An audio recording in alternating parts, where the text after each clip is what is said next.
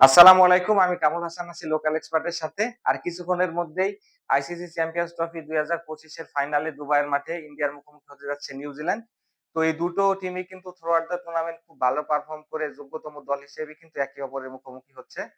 যদি ফাইনালে ২ দলের জার্নিটা দেখি, ভারত কিন্তু ১ম ম্যাচে মুখোমুখি হয়েছিল বাংলাদেশে, যেখানে বাংলাদেশ ২৩৬ রানের বেশি করতে পারেনি। জবাব দিতে নেমে কিন্তু টিম ইন্ডিয়া ৪ উইকেট হারিয়ে ৬ উইকেটের ব্যবধানে সহজেই ম্যাচ জিতে নেয়।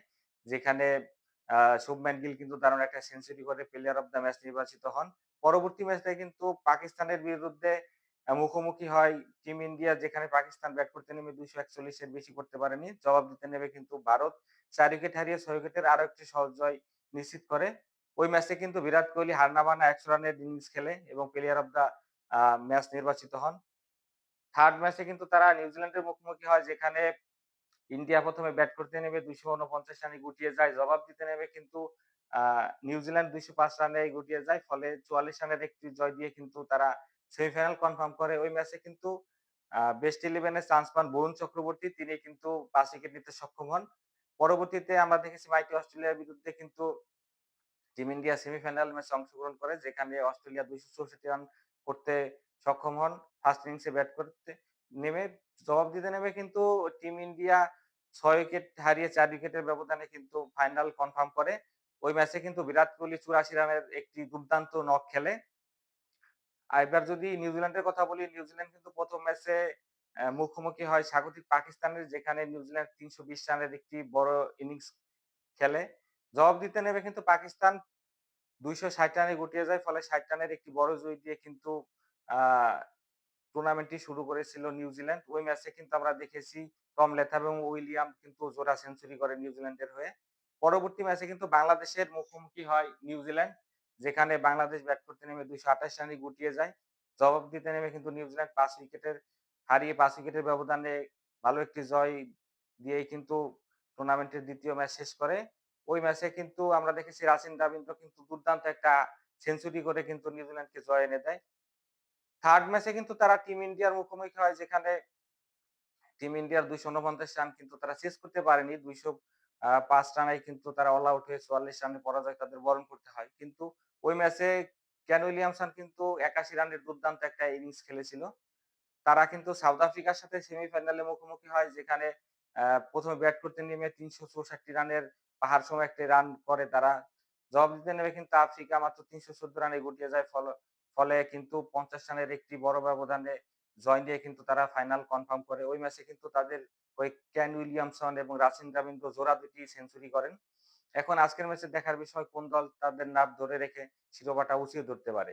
যদি আজকের ম্যাচে বেস্ট 11 এ আসি, হয়তোবা ২ দলই চাইবে সেমিফাইনালে যে 11 তারা খেলিয়েছে ওই 11 টাকে কিন্তু আজকে ফাইনালে তারা রাখতে চাইবে। ১ম এই ভারতের 11 এ রোহিত শর্মা এবং আ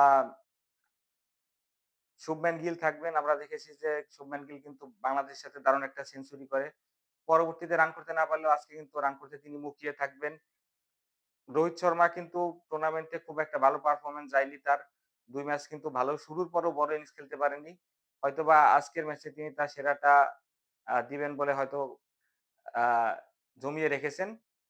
নাম্বার ৩ তে অবশ্যই তাদের কিং কোহলি খেলবেন। কোহলি কিন্তু তাদের এই টুর্নামেন্টে বেস্ট পারফর্মার আমি বলব। একটা সেঞ্চুরি এবং একটা ৫০ করে কিন্তু ৪ ইনিংসে তিনি ২১৭ রান করেছে। যাই এভারেজ হচ্ছে তার ৭২ প্লাস।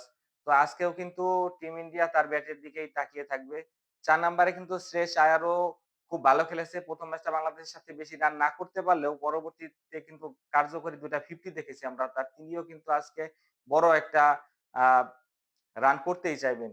পাশাপাশি তাদের উইকেটরক্ষক ব্যাটসম্যান রাহুল আছে। কিন্তু এই টুর্নামেন্টে খুব ভালো পারফর্ম না করতে পারলেও আমরা দেখেছি একটা ম্যাচে কিন্তু 45 এর একটা ইনিংস খেলেন। পাশাপাশি তার উইকেট কিপিংটাও কিন্তু যথেষ্ট ভালো ছিল।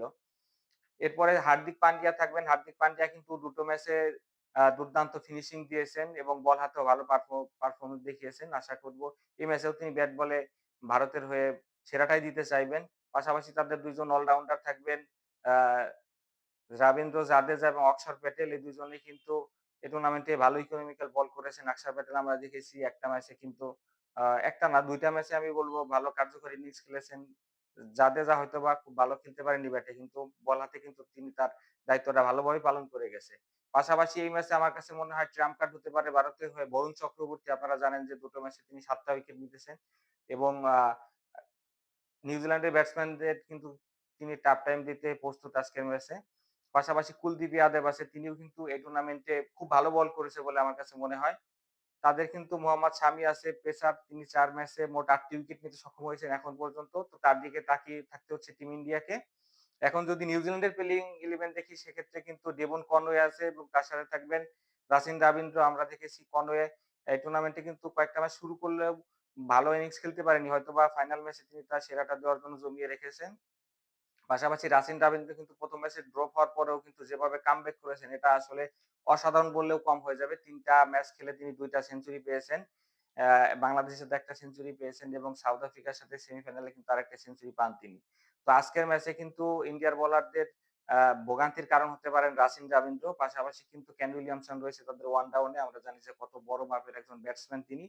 তিনি কিন্তু টুর্নামেন্টটা ভালোভাবে শুরু করতে পারেননি ২ টা ম্যাচে, কিন্তু লাস্ট ২ টা ম্যাচে কিন্তু একটা সেঞ্চুরি, একটা 50 তে খুব ভালো শেপে আছেন। তো নিউজিল্যান্ডের কিন্তু তার দিকেই তাকিয়ে থাকতে হচ্ছে আজকের ম্যাচে।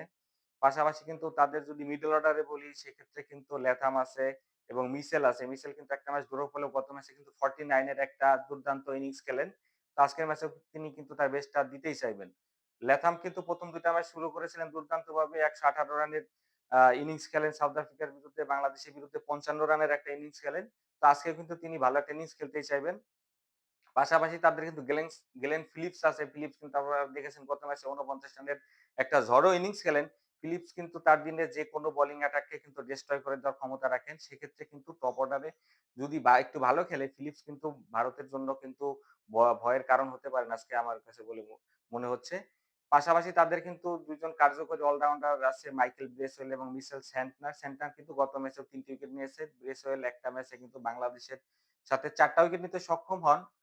তো আজকের ম্যাচে তারা কিন্তু পারফর্ম করতে মুখিয়ে থাকবেন ব্যাট এবং বলে।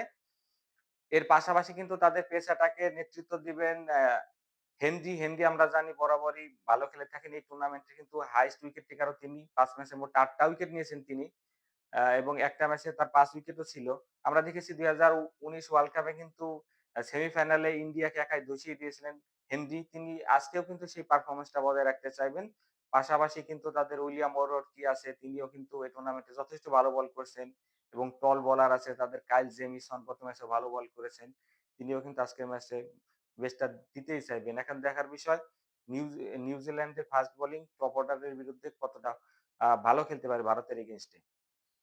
তবে যে দলই উইন করুক না কেন আমরা কিন্তু আজকে একটা ফাইনাল ম্যাচ দেখতে চাই। একপেশে কোনো ফাইনাল দেখতে চাই না। ফাইনাল ম্যাচ আশা করি ফাইনালের মতোই হবে। দেখা হবে ফাইনাল পরবর্তী এনালাইসিস এ। ততক্ষণ লোকাল এক্সপার্ট এর সাথেই থাকুন। যারা ইতিমধ্যে আমার চ্যানেলটাকে সাবস্ক্রাইব করেছেন তাদেরকে অসংখ্য ধন্যবাদ। যারা এখন সাবস্ক্রাইব করেননি তারা কিন্তু সাবস্ক্রাইব করে আমার পাশে থাকবেন। তাহলে সারা বছরই কিন্তু ক্রিকেটের সকল খবরাখবর এখানে আপনারা সহজেই পেয়ে যাবেন। দেখা হবে নেক্সট ভিডিওতে। ততক্ষণ ভালো থাকুন। আল্লাহ হাফেজ।